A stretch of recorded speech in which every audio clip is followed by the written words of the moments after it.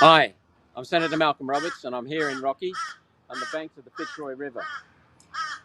For the last few days we've been travelling through central Queensland. We've been to Springshore, Wollaston and other places in central Queensland, Blackwater today, last night.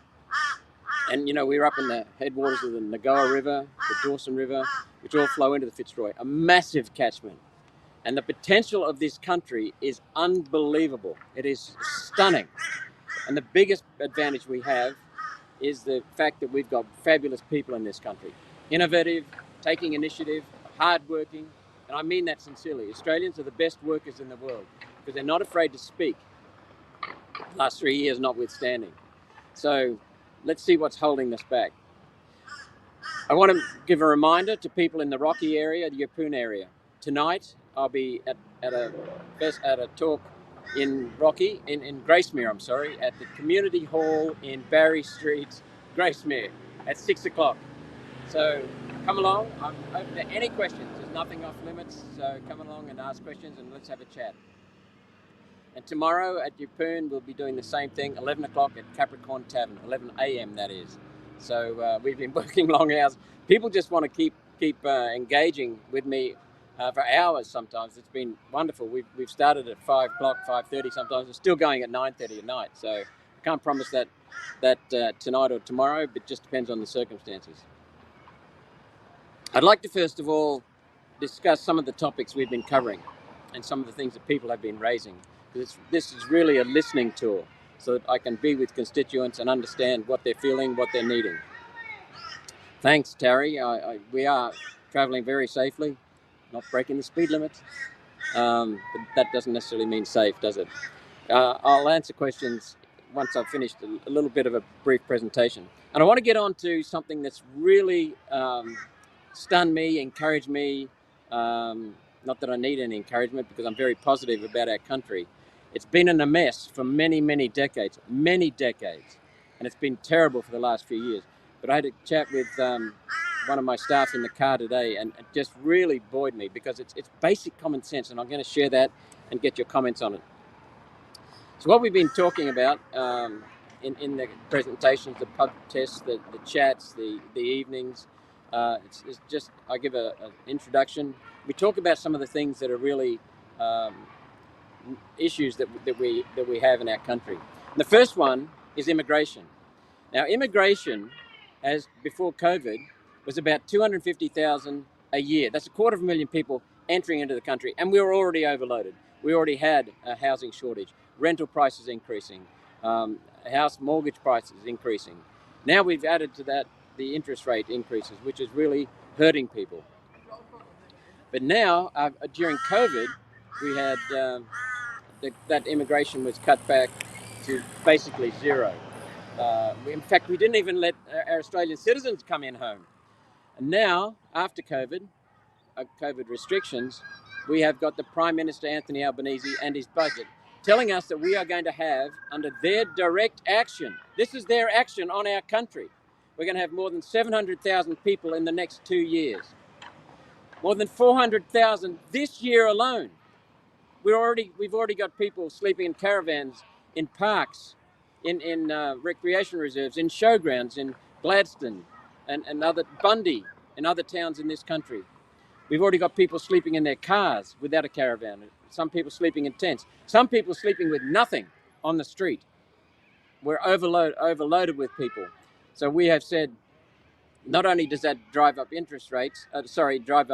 cost of rent and cost of housing, it's just plain cruel. It's inhuman to have people coming to this country when there's no accommodation for those already here. It just doesn't make sense. The reason they're doing it is for short-term political expediency. On a per capita basis, per person basis, this country would have been in recession years ago. But because we increased in migration and during COVID flooded the joint with cash, we are fiddling the books to make it look like we are not in recession. And so that's why they're doing it, to look good, not do good. To look good while doing harm to our country, to our economy, to the people in this country. So that's the first thing I want to mention.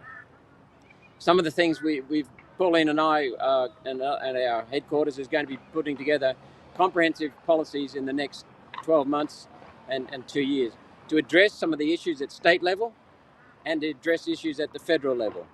These things, just like crime, there's no simple solution that says someone just says, give them more time in jail. That's rubbish, because some of the times that may be appropriate. But let's face it, young people going to jail, there's no rehab in Queensland prisons, no rehab at all. And so what happens is you send petty criminals, you send people with young kids, and they go into jail and they come out hardened criminals. That's not a solution. There is a comprehensive need for addressing youth crime, but it must be treated as the youth criminals are a product of the system. Broken families, drugs, lack of meaning and purpose. Hell, the Greenies are telling people that there's no point in living because the climate's going to destroy, we're changing the climate, it's going to destroy our whole planet, our whole civilization, our whole of humanity in a few years' time anyway. So why would you have any positive hopes about living for the future? So the first thing we want to do is cut immigration back, as part of housing policy, cut immigration back to net zero. Nothing to do with the energy policy, just net zero, which means that if every year we have about 70,000 people leave, that's roughly on average, then we would restrict our intake, people coming into the country, to about 70,000. So we have net zero, the people leaving equal the people coming in. We don't have any increase apart from natural births. So we would do that until we recovered our infrastructure, caught up with our infrastructure, water, roads, electricity, and schools, services. The second thing we would do is remove ownership in the hands of foreign investors, foreign owners. Why? Because some of those people are locking up our properties. They're just looking at capital gains rather than opening their houses for rental. And so they're locking up part of our housing market. And in addition, why should foreigners control and own assets in this country when we're not allowed to own assets in their country? And I'm thinking particularly China, but many countries don't allow foreigners to own assets. Why the hell should we? So we would give people a 12-month grace period, but force them to sell up and get out of home ownership and real estate ownership. The other thing we know is property investments ownership is sometimes used as a way of laundering money. We'd investigate that. We also know that the Greens are destroying home building in this country. They're putting increased costs on construction in this country. We've got the Greens saying, you can't cut down timber. So how the hell are we going to build houses? Oh, just build steel frame houses. How the hell are we going to build steel when you need coal to make steel? The Greens want to stop the coal industry, shut it down. The Greens want to shut down the timber industry. Oh, we can import timber. Really? Well, you're still cutting down bloody trees. So where's the sense in this? The Greens are increasing the cost of housing in our country right around the country. There's a shortage all around the country, regional areas and cities as well. And the Greens are out there saying we need rent freezes. We need all kinds of controls on people who own houses, who are renting their houses. When that happens, you reduce the control, you increase the risk of home ownership, housing rentals for the owners, and they just lock it up. They just lock up their properties. So it'll increase prices because there'll be a reduction in the housing stock for rent. This is not rocket science. It's happened many times before. The Greens are ignorant and delusionary, and they're flat out lying. The other thing is that the Greens are restricting our supply of housing because the land is being locked up. I had an economic summit that my office ran in Brisbane in 2017. We rented a room in Parliament House, beautiful room, old building, beautiful room. And we had leading economists. We had Mark Latham as well, and Ross Cameron, I think. They put on a fabulous discussion. But the leading economists included, I've forgotten his name suddenly, Alan Moran, Dr. Alan Moran, internationally recognized. And he pointed out that the cost of building a house in Houston, Texas, is almost the same as building that same house in Sydney, Australia. The difference was in the land prices, because we are locking up our land because of the Greens. So there are many things that we will be exploring with regard to opening up land for reducing the prices of land. And the rubbish environmental regulations which are destroying the ability for people to access land. Some regulations are necessary for the environment, but the excess of red tape, green tape, and blue UN tape is killing the housing market, the housing supply in this country. We've also got the government now causing a lot of problems with bureaucrats that are restricting the land ownership and also restricting housing. And what is Anthony Albanese's solution? Well, he comes up with sounds good, listen to this, $10 billion investment in Housing Futures Fund. What he doesn't tell you, after getting that headline, is that it's not $10 billion for housing, it's $10 billion for the Housing Future Fund, and that the income from that fund will be spent on housing. The way we calculated it, from the budget figures, they'll be building houses at $83,000 each. What a lot of rubbish. That's the stuff that comes out of the south end of a northbound bull. It's complete crap. And they know it. But it goes to the core issue in this country, that governments are hell-bent on looking good, not doing good. We need governments that do good. So there'll be some of the considerations in our housing policy when it's fully developed.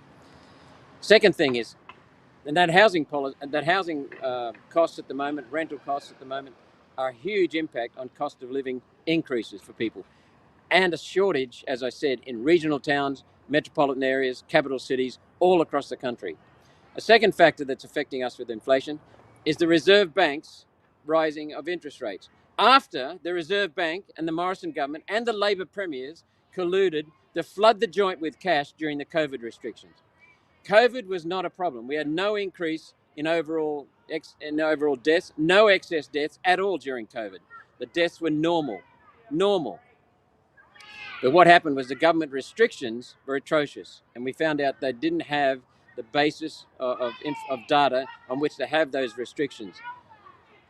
So they flooded the joint with cash because the government restricted employment, tossed some employers out of business, tossed many workers out of business. Then we had mandates tossing workers out of business. So what happened was we had a contraction in the supply of goods and services, which drove up prices because they had a lot of cash floating around due to the welfare. The Reserve Bank spending $500 billion tossing cash around during the restrictions, and then we had a shortage of supply. So we had a huge increase in inflation. It was all predicted. I was asking about this in 2016 before COVID, when they were flooding the joint with quantitative easing cash. And they initially denied it. Then they admitted it was going on in my questions of the Reserve Bank and of the Treasury. So now we've got massive inflation because of the Reserve Bank. But then we've also got a complete contradiction in ways of dealing with it. We've got the Reserve Bank raising interest rates to take cash out of your pocket and stop you spending it. And at the same time, the Treasurer in the latest budget, Jim Chalmers, on behalf of Anthony Albanese's government, have flooded the joint with more money. We've got an energy relief fund to giving people cash because 2050 net zero on our energy prices is really hurting people. It is hurting people. They said it wouldn't hurt us. Complete rubbish. Now they've come up with a fund to hand out more money to flood the joint with even more money. And then we've got a widening and an increasing and a deepening of the childcare subsidies. More money. So we've got the Treasurer with his foot on the accelerator for the economy, and we've got the Reserve Bank of Australia with his foot on the brake, and this is what's going on. We've got the Treasurer stuffing money in our pockets, and we've got the Reserve Bank taking money out of our pockets. This is insane. This is no way to run a country. Or everyone trying to look good, not do good. And then you see energy prices. These are some of the things that have been coming up in our forums. And just remember that tonight at Gracemere near Rockhampton, 6 o'clock at the community hall in Barry Street, Gracemere, we'll be having a chat and a listening. We're going all around central Queensland, touching into North Queensland, Western Queensland, and Southern Queensland in over a couple of months period, over these couple of months. And so join me at Rocky tonight, at Gracemere tonight, 6 o'clock. And Yeppoon tomorrow at 11 o'clock at the Capricorn Tavern. We'll be having another session. So we'd love to hear what your questions are. No question is off limits. So energy prices. We've got solar and wind subsidies, driving up the cost of electricity and destroying the baseload power in this country, destroying baseload power. So we're becoming unreliable. We're also becoming very expensive. We've gone from when I was a boy, and in fact, just 20, 30 years ago, we've gone from having the lowest electricity prices in the world to now amongst the highest in the world. All done by government, starting with John Howard's Liberal National Party government, brought in the new national energy market, which is not a market, it's a racket because the bureaucrats control it and look after their mates. And who pays? The people of Australia pay. Howard also brought in the renewable energy target, which is now destroying our electricity sector. His government also brought in the stealing of farmers' property rights so that they could comply with the UN's Kyoto Protocol. And if you don't believe me, go and ask Peter Beattie. Have a look at his letter in Hansard in Queensland Parliament, saying that he did that to stop the clearing of native vegetation to comply, so that John Howard's government could comply with the UN's Kyoto Protocol, which is complete nonsense. But that's another story. So coal is now getting extra costs and hurdles and fines. And I just want to point out that not one bit of this climate policy, not one bit of this energy policy is based on hard, solid, logical scientific points and empirical scientific data. John Howard's government destroyed our electricity sector. And then the Labor Party under Rudd and Gillard came in and ramped up the destruction. Then Turnbull increased the destruction again, introduced more policies, Paris Agreement in particular, and then Labor's come in and ramped it up.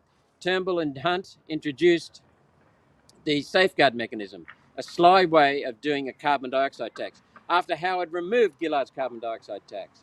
So they reintroduced it. The Liberal National Party reintroduced the carbon dioxide tax. And now Bowen and Albanese have ramped it up again. So every major policy, every major piece of legislation on climate and energy has been introduced by the Liberal Nationals, and then the Labor Party has come along and ramped it up. They're working together. They don't give a bugger about the people of this country, selling out to foreigners, foreign globalist predators, and multi-billionaires in this country who are stuffing their pockets with cash from solar and wind subsidies. Then the next thing we talked about crime, but I've talked about that a fair bit. So, as I said, another comprehensive solution needed there. And we're working on that. It won't be just a slick headline-grabbing policy. It's a proper policy, getting back to basics. That's what Pauline and I want to do, get this country back to basics. Australia had the highest income per capita in the world in the 1900s, the highest in the world. The United Nations has said in a report that we have the best resources, the most resources in the world. We have a fabulous climate, a fabulous soil base. We have fabulous water reserves that are being completely mismanaged and sold to foreigners. We're having a sellout of our family farms and regional areas to major globalist corporations. And that's destroying the environment, because the family farmers are the best at looking after the environment for their own long-term interests as well as for the community good. So we've got these impacts on us. And what we want to do is get back to basics. We have a huge potential market and a huge opportunity to the world's largest market in the north, right near us. We're right on their neighbours to us. And so we need to be able to supply that. And here they are cutting back on food production, putting pressure on farmers, calling farmers evil, uncaring, irresponsible, greedy. And so that's the complete opposite of what's going on. The farmers are the best custodians of the land, but our food production is in dire straits, because if we let them keep going, let governments keep going where they are. We also had a discussion on tax. I want to give you some figures on tax that I got from a very good friend. He got them in the late 1990s, early 2000s. And Joe Hockey, just put it in and give you some context. Joe Hockey, as treasurer in 2015, he said that people are working 50% of the time for government. And what he meant was, and what he said was, people, the typical Australian employee, income earner, is working from January to June to pay for government taxes. Then they work from July to December and they get to keep the rest, 50%. Now, if you add up all the taxes, rates, fees, levies, charges, special fees, special levies that governments are imposing, state and federal, The cost of government in this country for the average, for a person on the average income is 68%. 68%, more than 2/3. So what it means is the person earning the average income is working from Monday morning to Thursday smoko, paying for government, paying for government. And then they get to keep what's theirs for the rest of Thursday and Friday. All your education, your children's education, food, clothing, rent or mortgage, travel, entertainment, putting aside something for future, for retirement, on basically 1 and 2/3 days. Less than 2 days a week. Less than 2 days a week. And what happens, I remember talking with the former Deputy Commissioner for Taxation for Large Companies and International Matters, Jim Kalali. He was quoted in the media in 1996 and again in 2010, and I spoke with him in person in Canberra just after he retired. And he said that 90% of Australia's large companies are foreign owned. And since 1953 have paid little or no tax. Little or no tax, thanks to a policy and legislation that the Liberals introduced under Menzies. So the equivalent ownership of foreign companies in Japan is 2.5%. The equivalent ownership in America and Britain of foreign companies used to be around 12.5%. I don't know what it is now, but I'm guessing it's not much higher. They have restrictions on foreign ownership. So here we are. Most of our large multinationals are foreign owned, and since 1953 have paid little or no tax, which means the people of Australia are paying the majority of the taxes, overwhelmingly. So that means families have got a huge tax bill, and we're getting bugger all for it, with governments introducing gender dysphoria laws and transphobia laws and all the rest of this rubbish. So what it means is that we need to get the balance back. And that's why, without this balance, we've got so many homes these days, universally, with 2-income families. The mother and father are both out getting a job. Yes, and Mark's right, Mark Bolton's right. We just gave 100 million to Zelensky. That's another story. But they don't know how to look after our money. So we need to throttle them back on the waste of our money. Now, taxation. These again are figures from the late 1990s and early 2000s. A man or woman earning income in this country pays about 50% of the price of a house on tax. That's what the Real Estate Institute in New South Wales said. That's what an investigative reporter came up with about 5 or 6 years, no, hang on, about 10 years ago in New South Wales. The same applies around the country. So think about that. You pay a lot of tax from income tax, for income tax. You pay a lot of tax. What you have left, half of what you spend on a house, half of it goes in tax on housing. The cost of a loaf of bread is 50% tax. So that makes it the effective tax rate on housing and the effective tax rate on a loaf of bread 100%. And then the cost of fuel used to be some years ago, I don't know what it is now, when fuel was about $1.40 a litre, it's now around about $2, $1.80, $2. It was 70% excise, 70% tax, and so that's a 230% tax rate. So effectively, when a person gets up in their house that they've paid 50% tax for, 100% tax rate, they then make their sandwiches to take to lunch. There's another 50% on the price of bread, 100% tax rate, and then this is with after tax money, and then you pay 230% effective tax rate on your fuel to get to work. This is before the typical Australian worker has even got to work. So we then went on to talk about quite a few other things, but generally, but what I've been really encouraged by is the people who are coming along to our sessions are almost all of them educated about what's happening in our country. They're aware of the globalist takeover and attempted takeover that could not happen without our dopey politicians enacting legislation. It is their fault, not the globalist fault. So I want to talk about these things that I had a discussion with my staff team member today in the car as we were driving from Blackwater to Rocky.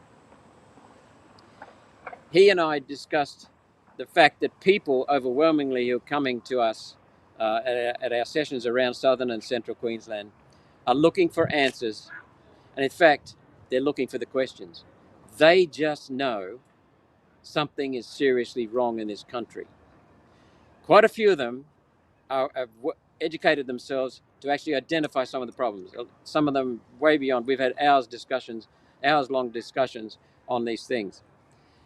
The COVID and the COVID hypocrisies and contradictions awakened people, and they're starting to ask questions. Now, when I first got into the Senate in 2016, my first speech in the Senate, I advocated pulling out of the United Nations. I called it Oz Exit. Also outed Agenda 21, UN Agenda 21, which Pauline outed in 1996. So COVID has pushed some people to doubt government, which is wonderful because they need serious doubt of government, and others to bluntly trust government. So we had some people thought this is rubbish what's going on with COVID, and they lost trust in government, and others just blindly trusted government. But even some of them are now waking up. So we've seen people now questioning government. And we've seen some people saying, let's storm Parliament. No, that would be to lose the argument. That would be to lose the war. We're in a war. But they're so upset with the losing of trust to government. And they're so upset with government abusing democracy. But what we need to do is restore trust. If someone storms Parliament, if someone advocates violence, what they're doing is replacing government control, globalist control, with their control. I'm not interested in that. We need to restore faith in democracy. We need to restore trust, which is the basis of democracy. And then we'll have better elections and better results, better governments. So trust has to be earned. You can't expect trust. You have to earn it. So what we have now is we have so many people with apathetic, but we have a growing body of people who are awake and really starting to switch on and realize what the problem is.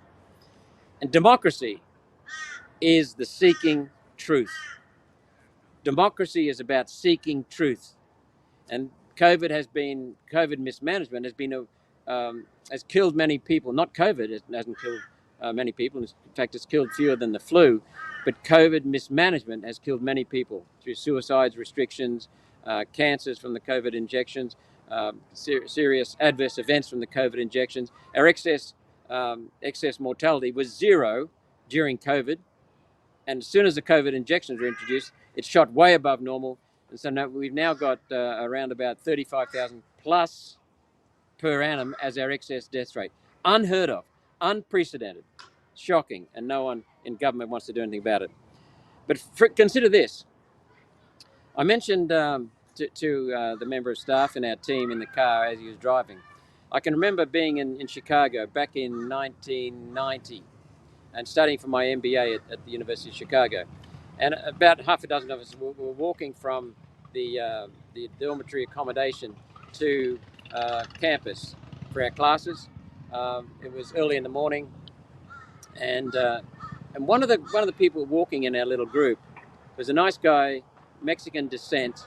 So he was only about 22, 23, and I've forgotten his name, but it was something like Juan. But anyway, we were walking along, and that morning in the Wall Street Journal, which was a highly respected journal, very, very accurate. They have a little snippet every day in the Wall Street Journal, something that was going on in the news in the Wall Street Journal 100 years ago, something that was going on 50 years ago, and something 25 years ago. And this one was the 100 years ago. And so that would have put it somewhere around early 1900s, late 1890s. And he said, this young fella, 23 years of age, whatever, he said, look at this, it's disgusting. People, teenagers and young men were shooting whales in San Francisco Harbor. And I thought, what a wonderful progress the world has made. Because now we've got someone who would have been just 100 years ago been shooting whales in San Francisco Harbor as a young man, now saying how terrible it is. And so there are so many things like that that we're waking up to, humans are waking up to, especially in the civilized or developed countries. So we've had a great increase in rights for people until about 3 years ago. A huge increase in rights for people. That's come from freedom from democracy. Democracy is a fairly recent, it's a fairly old invention. It goes back to the Greeks, but it's only fairly recent that it's been introduced in a widespread way across the developed world. So we're looking at something very young, has already proved remarkable in its increasing of rights in this country, human rights in democracies around the world, including the abolition of slavery. That came from a democracy. Abolition of slavery came from democracy. The increase in rights came from several democracies. We've also got an increase in consciousness. As I mentioned, young people shooting. He was horrified at young men shooting whales in San Francisco Bay 100 years earlier. Think about it. We've got this wonderful blossoming of what's happening with humanity. And sit back and realize that 100 years ago, things were far, far tougher. Not just materially, but also freedom-wise, rights-wise. Society was less civilized, less organized. And what we've got now is control freaks, the Greens, the Labor Party, some in the Liberal Party, wanting to stop all this and put increased controls on us. This is a huge flourishing, a huge blossoming of humanity. We've been part of the greatest kindling of freedom in the world ever on the history of this planet. And some people want to stop it. And so I just want you to remember also a couple of other things. I'm going to mention this many, many times in the future. I've been mentioning it many times in the past. Australia is the only country in the world, I get goosebumps saying this. Australia is the only country in the world in which the people voted for the Constitution. The only country in the world. We can be very, very proud of that. The Constitution is still in place. Don't listen to people who are saying it's been replaced. That's rubbish. But there are so many benefits to our Constitution. It's created by humans, so it's not perfect, but we learn from the mistakes and the lessons from the American Constitution. Ours is a fabulous Constitution. Only the people can change our Constitution. And so what that means, and it's the people of Australia who elect the government. The people of this country determine who is going to be government. And so we are in charge of the country. But we've been asleep. We're not actually taking part in elections with any great enthusiasm or responsibility. And so we have to really improve that. But our Constitution is under threat because Labor and Liberal and the Nationals and the Greens continually want to bypass the Constitution. Stealing of farmers' property rights, the rights to use their land, was done by a Liberal national government under John Howard and John Anderson in the late 90s, early 2000s. The theft of property and rights to use that property. The native vegetation, the native title legislation stole people's property rights and supposedly gave it to the Aboriginals. Well, go to any of the Aboriginal communities and you'll find that that's not true. What the part of it is true that's true is that they stole rights, and it was the UN that's mentioned many times in the preamble to the Native Title Act. It was all about the United Nations, just like the Voice is all about the United Nations stealing property rights. And so what happened was they took the property rights, but they didn't give them to the Aboriginal people. People in Aboriginal communities, and I've been to all of the Aboriginal communities in Cape York, several in the Northern Territory, and they're all saying the same thing. We need access to our land. We need access to our land because then we get the same benefits. We get responsibility from people taking loans from the bank so that they can start a business because they use their land as collateral, or to build a house that they can own and take pride in and contribute to the community in. So these are all very, very important things that are cut off from the Aboriginals because of the Aboriginal industry, the white and black activists, lawyers, consultants, politicians. Yes, exactly, Kerry. Say no to the Voice. Politicians and bureaucrats. They're feeding the money, the power, the control, and they're stealing it from the Aboriginal people and controlling the Aboriginal people and controlling access to water, land, and resources. So what we need to do is to understand one of the fundamental assumptions and basis of our Constitution. That is competitive federalism. Now what that means is that we have small central government, should have small central government. Yep, someone's saying let's get on to questions. We will. Small central government and most of the services being done at the state level, because that enables competition between states. And that is competition, not cutthroat competition, but competition for better ways of providing services, better ways of fairer ways of raising revenue.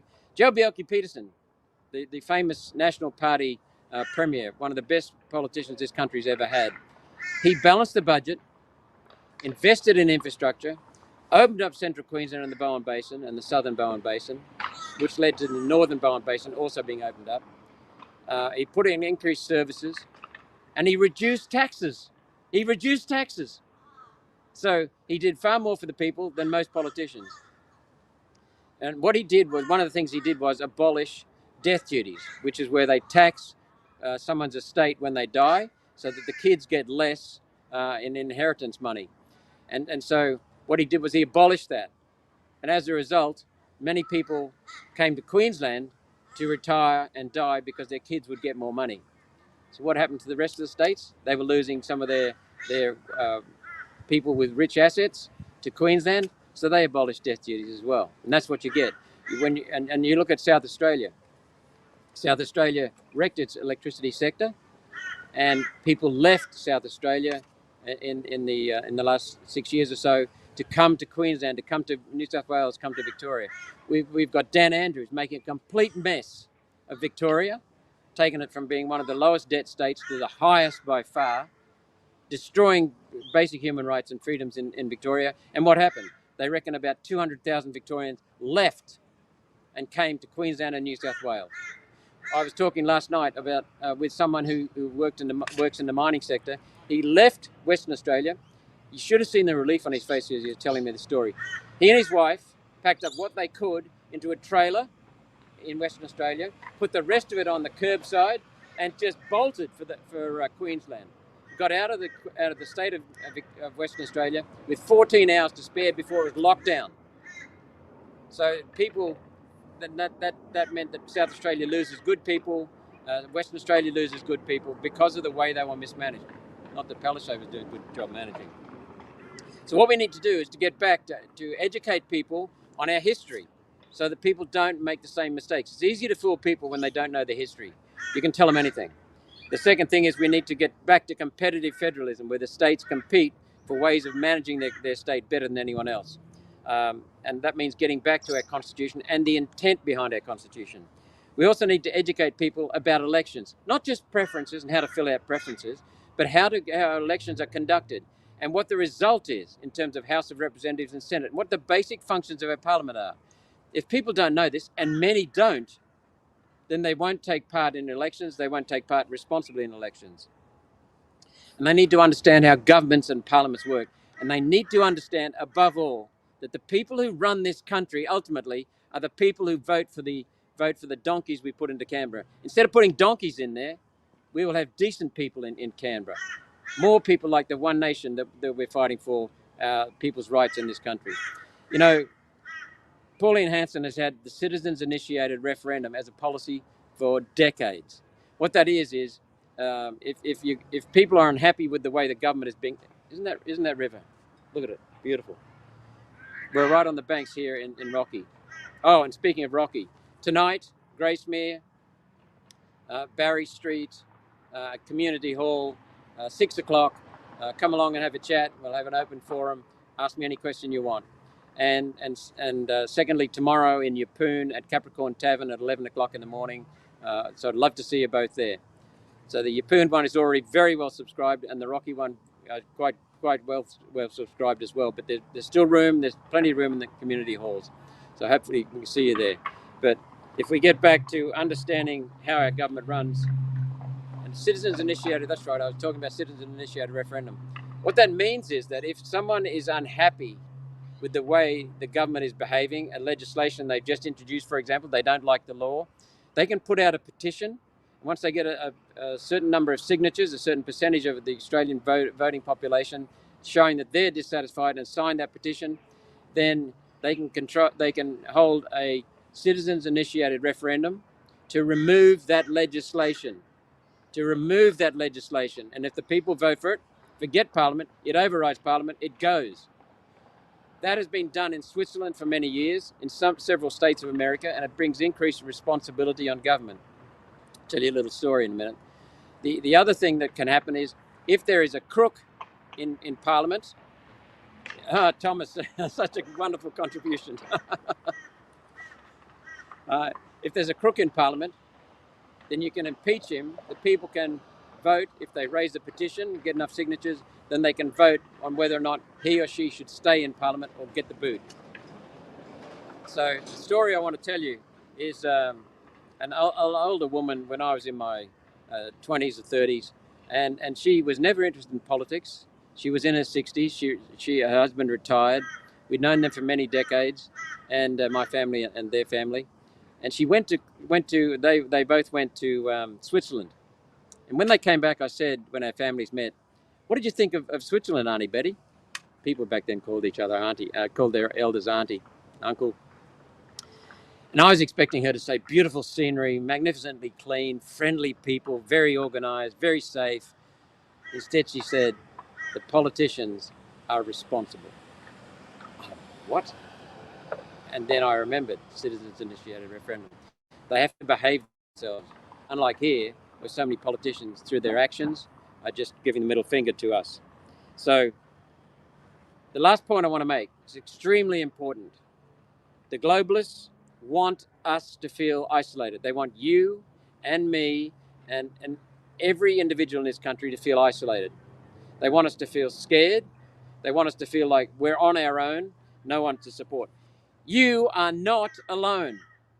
Listening to the people who are coming along to our evening chats, our pub tests, our forums, you are not alone. There's been a wonderful increase in people who are awake to what's going on in this country, thanks to the COVID mismanagement and deceit and the climate fraud. You and I are going in the right direction. We are headed in the right direction. So please, will you do me a couple of favors, please? Get hold of someone who doesn't know about my videos, hasn't seen my videos, doesn't know much about One Nation, and send them one or more of my videos. Get them to help wake them up. Secondly, the people who are who are following us on Facebook, Instagram, Twitter, you know what we're doing. Please spread the word. Share the information. Many of you are awake to what is going on in this country and has been since the UN was formed in 1944.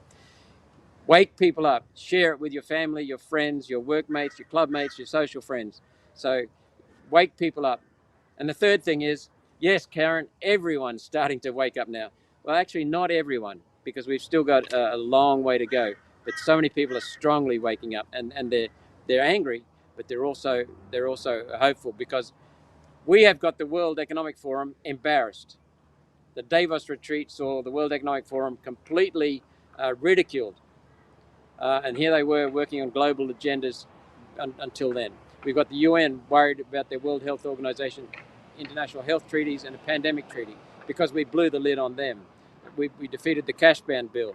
Just my office getting in touch with the others. So we've got to keep up the great work that everyone is doing and wake more people up. Please help us to do that, because it's for your own benefit.